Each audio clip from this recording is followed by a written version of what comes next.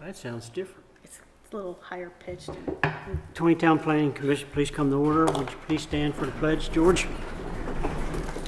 Pledge allegiance to the flag of the United States of America and to the republic for which it stands, one nation, under God, indivisible, with liberty and justice for all.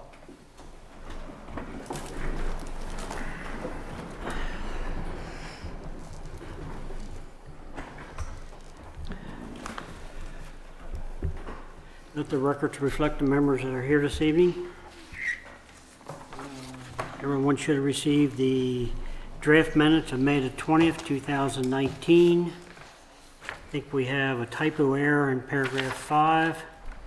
We need to make that change. Introduce instead of introducer.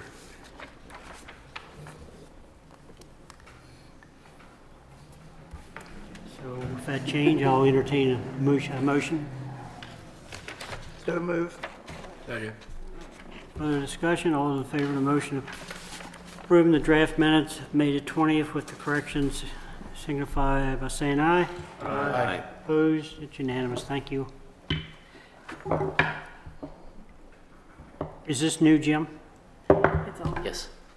Okay. So it's not my hearing. Nope, not your. Yeah, the former one was retired, Oh, okay. presented to the mayor, former mayor. Okay, action items, comments on the pending BCA case 2019-2010. I guess it's a daycare. Jim, you want to? Okay, very similar to last month, just a different location. Apparently the applicant has operated a daycare at their former residence in Baltimore County, and would like to open one here at their home at 137 West Baltimore Street. So there are photos of the property included in the packet there, so you can kind of have a look at how big the lot is. Does show a fence around the backyard and such. And this will be on the same evening as the, we're able to squeeze this into July on the same hearing night as the last one that you heard last month, because we weren't able to arrange a hearing date until July for that one either. Anyone have any comments? I didn't seem to, didn't appear to me to be any special issues there, so. We want to make a recommendation or not? Nobody say anything? I'll make a recommendation. Go ahead. Whoops, sorry, you want to hit your hand? It's okay, it's good covered. Go ahead. I was to say, I'll make the recommendation that we, Favorable. do you have favorable review or acceptance? I'll second that. Nobody else has any problems? Okay. Any other questions? All those in favor of that recommendation, signify by saying aye. Aye. Opposed? Unanimous? Thank you. Sounds cheap. All right. Jim, you want to move us on into the zoning? Okay. amending Before thing? I Give me a do, number. because I'm a little disorganized here tonight, Come on, I can't find it. did you have the ordinance in your packets, or did I miss that? I thought I did, but I can't find it. Okay. Anybody got them? I know I have it, but I can't remember if it's because I already had it. I know I read them a couple of times. You're talking about 2019. Wasn't in mine. It was not in the packet? No, Okay. I don't Nope, have them. I guess we Mr. don't. Chairman, can I ask that we take a quick recess and I will print them off because right. you should have them before you. I apologize for the delay. So, All right. 5-minute recess? 5-minute recess. Okay.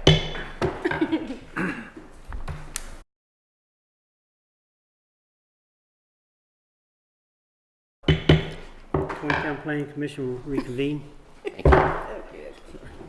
Alrighty. So, the ordinance we talked very briefly about last month was introduced by the council this month, and what it does is it defines adult entertainment activity to be added to the definition section and it includes things that we probably hadn't thought about, and the city attorney kind of went by some of the stuff that's in the state code. So he included some things we hadn't thought about, like off-track betting, things like that.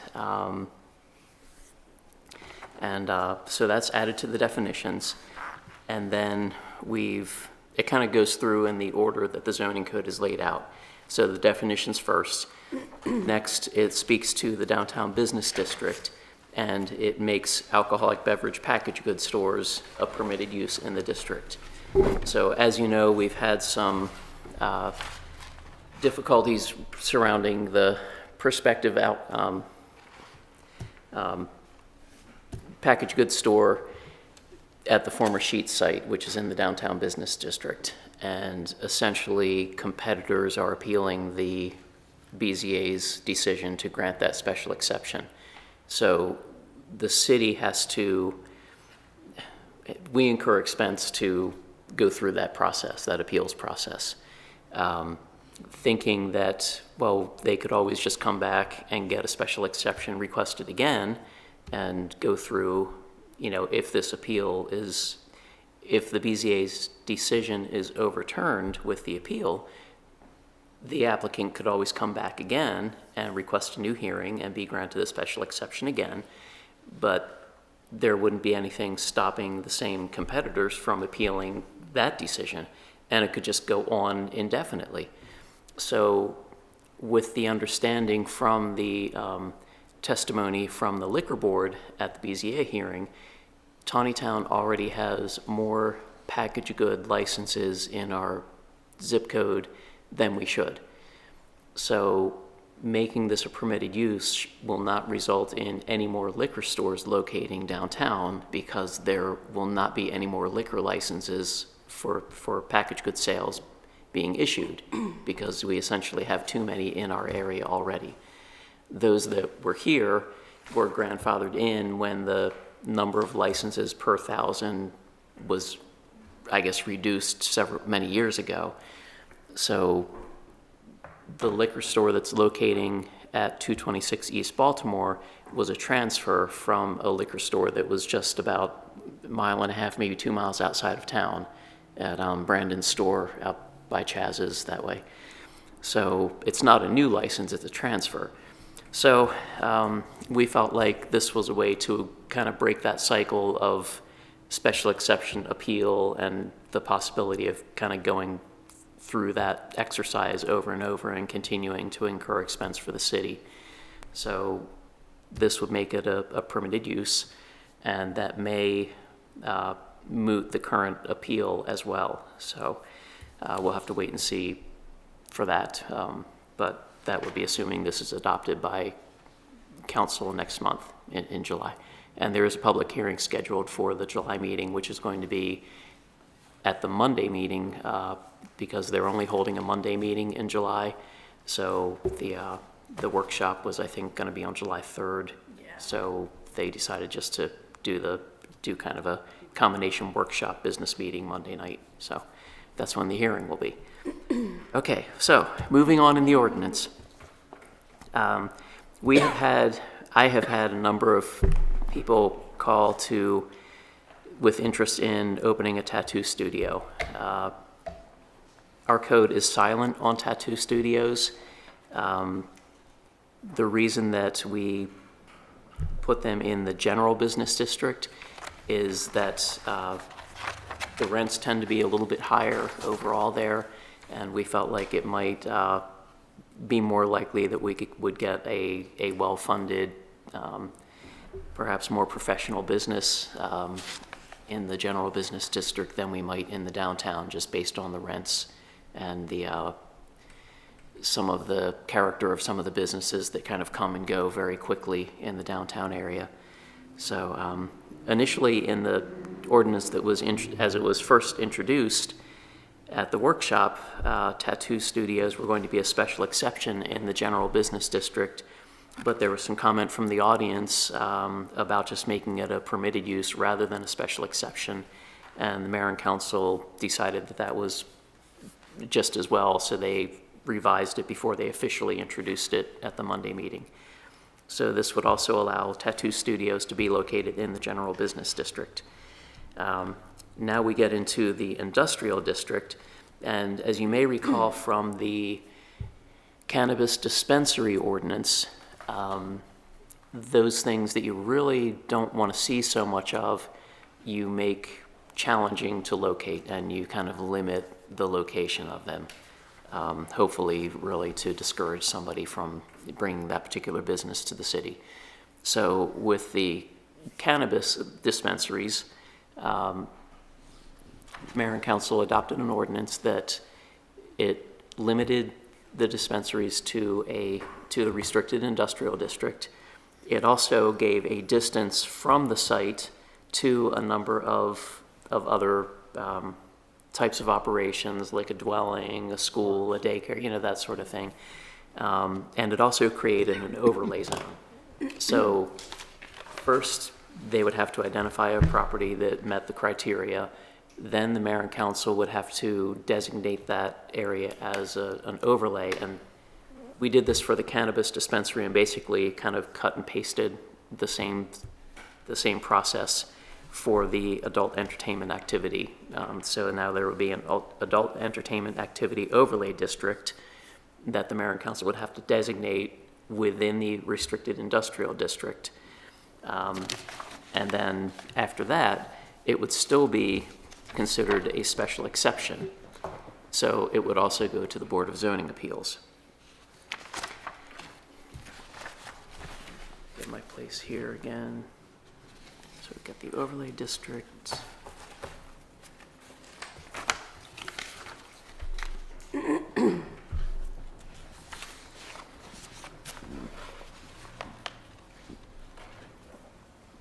Okay, right, and then on page 4 of the ordinance, it speaks to if the mayor and council grant the overlay district, applicant must then obtain approval for the special exception use subject to Board of Zoning Appeals and the conditions that may be established by the board during the special exception process. So it makes it rather cumbersome. And again, this is kind of the response to concerns raised when speaking, as we spoke of 226 East Baltimore Street a little while ago with the liquor store. When that was initially denied by the Board of Appeals, the owner there had proposed opening a video and clothing sales store. But then which is a permitted use, retail sales, videos, clothing, perfectly fine. Then he went on to say, and they'll be of an adult nature. And then everybody kind of went through the roof. So this would stop that from happening again. So I think that sums it up. I went into a little more detail than usual because you didn't have benefit of having it in your packet ahead of time, so. What zoning or districts does that cover again?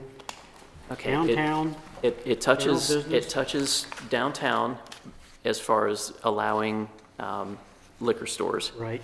It touches general business in allowing tattoo studios, and it touches restricted industrial for the adult entertainment overlay. Okay, so what about where the Snowball is and used to be Dockery's out there? That is restricted general business, so none of this touches that. So, No. Right. so is there any thought about doing something so that property can be utilized? Well, it can be utilized for offices or, small shops currently. Okay. So if we want to make changes to that district, certainly we can explore that. Well, the drive-through is out and the car wash was out. Right. And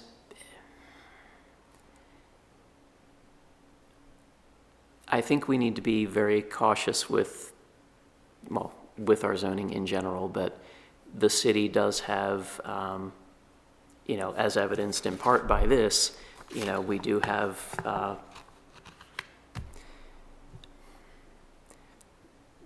we often react with our code amendments to tailor things to specific properties. And thinking back with that district, it was kind of created to provide a buffer between general business and residential, something that was supposed to be kind of low-key. Keep in mind, 15 years ago, that was residential. And it was changed, again, to accommodate being able to open offices there. I think that zoning district gives us the opportunity to create kind of a buffer area between the intensity of general business uses and residential areas. But at this point, that's the only block that's on the map like that. It may be something to think about if there are other areas where that would be better suited. Or you may want to put a fast food restaurant right next to a house. That's kind of up to you, Right, well, but that's the kind of use that's being proposed by the one property, or one of the properties that's on the market, is the same, the same stuff that was being proposed for the former Sheetz site. Oh, why can't I put a drive-through there? And it's like, well, there's 100 acres in town that's zoned where you could put a drive-through.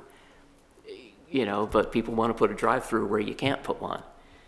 And it's not like we're saying you can't put a drive-through in the city. It's just there are some areas that are better suited for certain uses than others. And that's the type of zoning we have. That's our Euclidean zoning, where we segregate things by use. And, we certainly could pursue something more like a form-based code, where you look at how it affects the area and the not so much the specific use, but how it's going to function in the neighborhood that it's in. That's a substantial effort or undertaking, I think, to move in that direction for us. But again, it's certainly something we can talk more about. But it just seems like our zoning code, comes into question very often when somebody wants to sell a property and they find out that, oh, it's zoned residential. But didn't so-and-so used to have a store there? And, whatever it may be. And then we kind of, oftentimes we scrabble. So I just think we need to think long and hard about it. Is that now couldn't put a restaurant there, or it could still put a restaurant in there? It could be a restaurant, since that was the current use. When we had it, we had a grocery store there. Right. And I don't have the code right in front of me, but that district is a relatively small number of uses, because again, it was supposed to be kind of a low-key district that we took a residential block. And really, it was because Bear's store was in that block. And so there was an existing small business there. And it was like, okay, you could take that block between Merwin and Fairground, and maybe that would be a block where people would want to open offices. And, actually that was kind of the impetus for doing it, was to enable people to have an office there. So, with the existing store, I guess that was the basis for it, was there was already a business in that block. So, so it could be it could continue on as a restaurant. There is a short list of other permitted uses. Basically, it's supposed to be kind of small shop type things or office type things. So you're looking at something from this commission to take back to the council? right. So again, as always with a zoning ordinance review, you can comment favorably, unfavorably, or make no comment whatsoever. What's the wishes of the commission? Well, I think we need it. Well, you're making that as a favorable recommendation? I would recommend that it's a favorable, Recommendation. yeah. Is there a second to that? I'll second it. Okay, just a second. Okay, any further discussion? Okay, all those in favor of the recommendation, of a favorable recommendation, signify by saying aye. Aye. Those opposed, unanimous. Thank you. Okay. And that's July what? No, that's the next council meeting. July It's 8th. on the Monday night meeting. Right. The workshop date has been canceled. Is it July I think it's July 8th. 8th? 8th? Okay. You only got one day this time. Yeah. All right. You going? Jim, you want to move on to your report? So it'll be, I'm just trying to find the date for sure. So Monday is the 8th. That'll be the hearing date.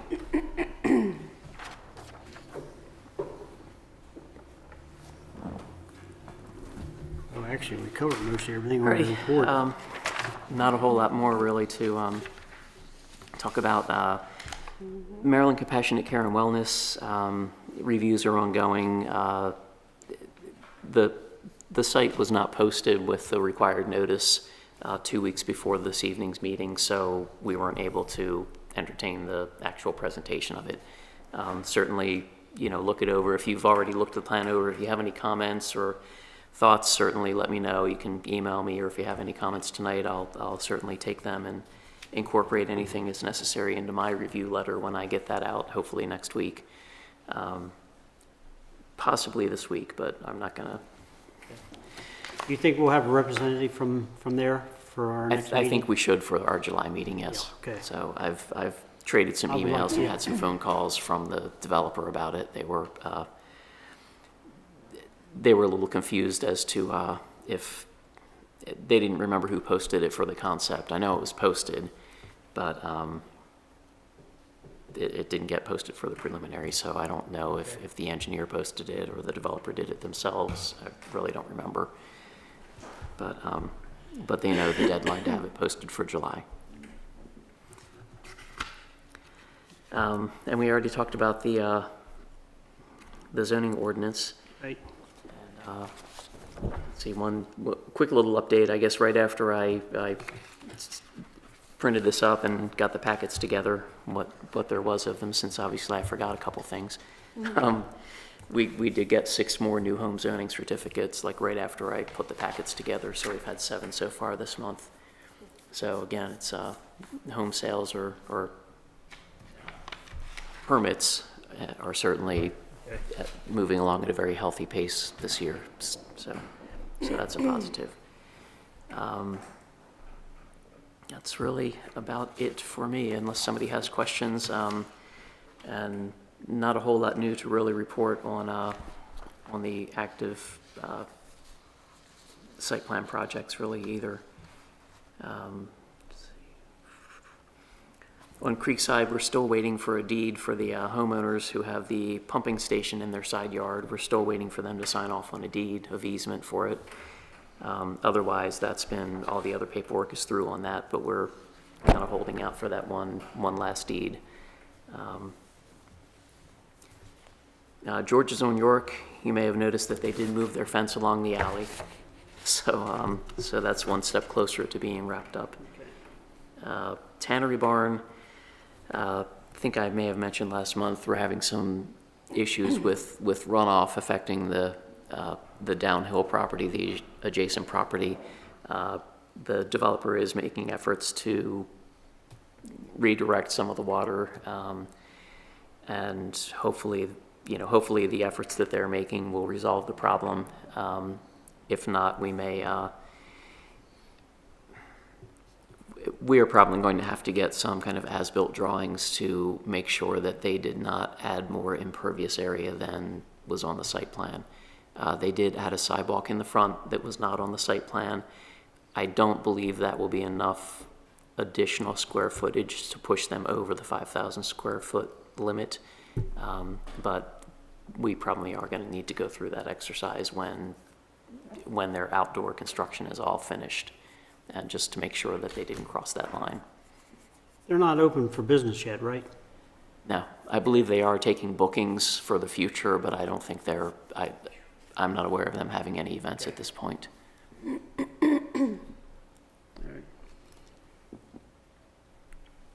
And we don't have any legal update from Jay. Okay. Sewer, Claire. Wake up. So, I don't know, Jim, if you're aware, MD asked for a 45-day extension on the triennial date. Yeah. I'm not sure where the issues are. I think they might be in the Freedom area. And the end of May, I think it was May 29th, County Planning Commission accepted the bicycle pedestrian master sent hard copies out to everyone. We're doing an informal, 60-day clearinghouse review. The county won't be, adopting it into our master plan quite yet. So we don't have to do a formal one. Once we do that, we'll have to do a formal clearinghouse, but it's being sent out to everyone. And we're holding a public hearing at Planning Commission in September, so that gives agencies over 90 days to comment. And then, for comp rezoning, we still have, I think there are 3 work sessions scheduled with the commissioners to wrap up the first phase, the commercial industrial phase, in the beginning of July. So hopefully, throughout July, we'll have the work sessions, we'll have a public hearing, and they can wrap up the text amendment and the map amendment. So, fingers crossed. Okay, thank you. All right. Since there's no one else, let's see what George, you have anything? No, not really. No, sir. Jim? No. Nope, nothing. All right, looks like the next meeting is July 29th. Should be back to our normal schedule. After our normal That's a schedule. long way. Speak for yourself. So that's a big gap from now. I know. All right. Not hearing anything else, I'll entertain a motion for adjournment. I'll second. Further discussion, all those in favor, signify by saying aye. Aye. Opposed? Carried. Thank you.